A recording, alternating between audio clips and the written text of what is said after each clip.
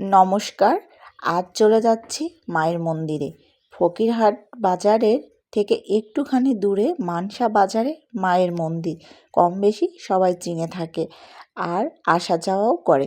আমিও অনেকবার এসেছি আর এবার তো মায়ের মন্দিরের সামনেই বাসা নিয়েছি। এখানে আসতে আর কোনো রকম অসুবিধা হবে না সেটা মনে করেই আজও চলে এসেছি মায়ের দর্শন করতে। এসে দেখি ছোটোখাটো মেলা বসেছে, খুব ভালো লাগলো জিনিসটা দেখে।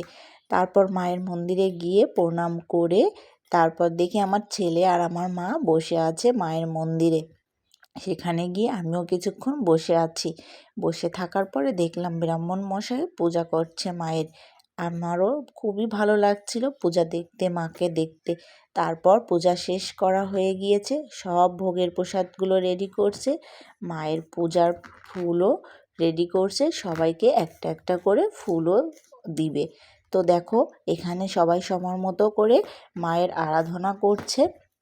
এখন পূজা শেষ হয়ে গিয়েছে, ফল টল সব কিছু কেটে রেডি করছে, সবাইকে খেতে দিবে। তাই এই যে প্রসাদের জন্য কাগজ দিচ্ছে যাতে মানুষ নিতে পারে ভালোভাবে প্রসাদটা। আর ওই যে দেখছো একটা লোক ফুলগুলো সবার হাতে হাতে দিচ্ছে। এটা কিন্তু খুবই ভালো বিষয়, সবাই সমানভাবে মায়ের ফুল পাবে আর খাবারটাও পাবে। আমার খুবই ভালো লাগছে।